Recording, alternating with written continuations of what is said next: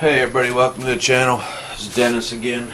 Thought I'd go over a couple budget shotguns I have. I purchased this one recently. It's a Pardner pump made by H&R. Actually, Hawk Industries makes it, imports it. So I'm not really sure if H&R makes it or Hawk Industries, but it's the same as a Hawk Industries. I believe it's a 972. This one has been Cerakoted and burnt bronze and given that distressed look. Just picked it up the other day. I have a few of these actually, but this one was at the local gun shop. It's empty, it's clear. For, I think it was $180, and that's not that good of a price for a used gun, but it had a LZ mount, which I've mounted to my Linberta semi-auto, and it came with a streamlight, so I picked that up. $170 out the door. And then this is a Linberta I got from Buds when they first came out. It's a semi-auto, and I put a Benelli Nova extension on there. It's the same threads. You do have to cut off part of the threads to get it to thread on. This is a +2 extension, and these are pretty much both beater shotguns, but they do the job. I've never had any issues with this. This comes with ghost ring sights. With slugs, I can shoot about an inch group at 50 yards. It holds 6+1 now, I believe, or 7+1. Not really sure, I can't remember. Yeah, it's 6+1 because it was 4+1. So this added 2. Has ghost ring sights, solid pick rail built into the top on a little dovetail here. Fiber optic front sight up here, and of course the LZI mounted on there with the streamlight. This is a Condor 3-point sling. Not my favorite, but it does the job. I think you can get these now for about $2.99. I think I paid $3.99 for it when it first came out, but I've never had any problems. It's empty, as you can see. I've never had any problems with any failure to feed or jamming or anything. You can go from 7.5 bird shot all the way up to double out buck or slugs, one right after another, and it doesn't have any problem feeding those. Like I said, it's fairly accurate. Pretty impressive for the money. It's got a nice rubber grip, a nice recoil pad here, and this is the model 01L STAC 01L stack. I like it. It's shoulder's good. Like I said, it's fairly accurate for a shotgun, smooth bore. Comes with a screw-in choke. It also comes with a screw-in choke that's a muzzle brake, but you can only shoot lead through it, and it sticks out probably 4 inches, so I don't ever put that on there. It just makes it long already. It's already a 20-inch barrel, so I don't really prefer that on there. Just going over it, if you're looking for a semi-automatic shotgun, these are made in Turkey. I'm not sure if Bud still sells them or not, but I was looking around online a month or so ago, and there are some people now that sell them, and it's like I said, they're down to about $2.99. Haven't had any issues. Runs good, looks decent. So, but wanted to really go over the Pardner pump because it's a solid steel receiver, 18.5 1/2-inch barrel. The receiver is tapped for a rail. Nice solid furniture on it. It is some type of synthetic. I don't know if it's a polymer or not, 'cause it's pretty heavy duty, but they work good. You can put Remington furniture on it. Everything's Remington except the barrel. So, from what I know, you can put anything from an 870 on this and it'll work. So, thought I'd go over these two today, and you can find these used for probably $125, $150, somewhere in there. Makes a great home defense weapon if you can't afford, you know, $300 or $400 for a Mossberg 500 or 590 or an 870 tactical or whatever those higher end models cost. This will do the trick. It's got double action bars.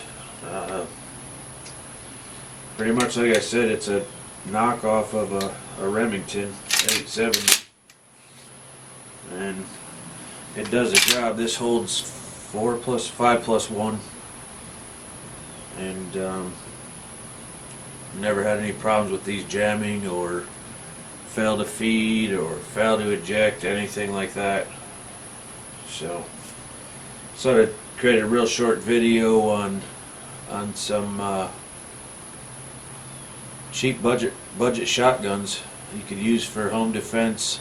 I keep double out buck or 4-buck in these. These two are usually loaded in the house by the bed. So if you have any questions, let me know. Thanks for watching, and trying to come up with some different ideas. I mean, I could keep doing these type of videos, but not getting many views. So trying to think of anything else on there. It's just a bead front sight. I guess you could put one of those snap-on fiber optic sights on the front if you wanted.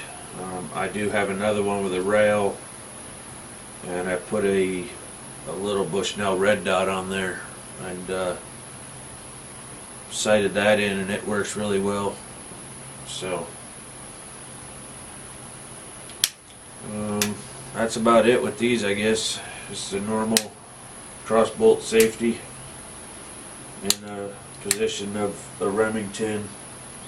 They both have crossbolt safeties, both on the trigger housing on the back towards the stock. I don't mind those as long as you know, Mossberg has a top mounted safety.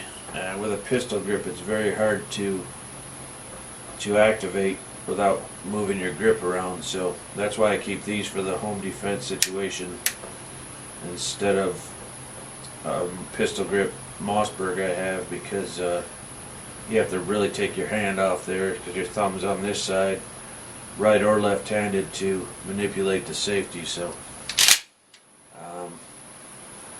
yeah, just thought I'd show you guys these.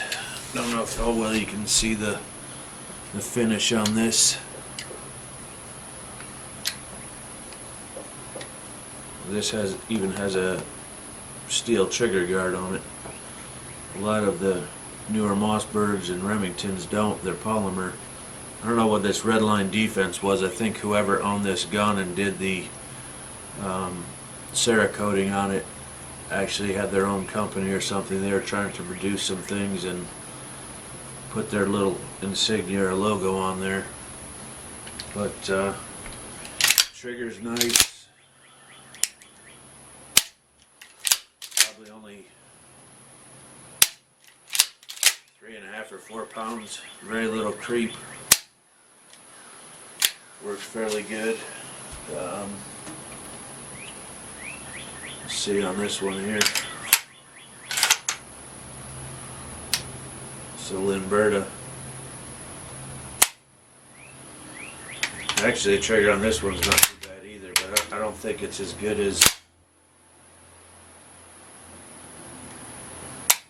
It's got a pretty heavy wall once it gets to the break point there. It's probably 5 pounds, maybe 6. But I've put this up against a Mossberg 930 SPX. What's the other one? F&H. The special purpose shotgun that a lot of law enforcement. My buddy bought an F&H, and he had a lot of jamming problems with it. You know, I was going from birdshot to buckshot to slugs, all within the same magazine in the tube at the same time, where if he wanted to do more than one, he had to change out a buffer inside, and it jammed whether he used buckshot, birdshot, or whatever he had at the time. Couldn't mix them. Hell, I don't think he made it through a whole box of shells in the F&H before it jammed. So pretty impressive for the money. Well built, pretty heavy duty barrel. It's got a nice steel receiver. Only problem with this one, there's not much aftermarket for it. I haven't been able to find a side saddle or anything of that nature. Like I said, you can use a Benelli Nova extension up here as long as you do the work on it. Cut off about an 1/8 inch of the threads, and then this will thread right on there and give you an extension. But works for what I need. And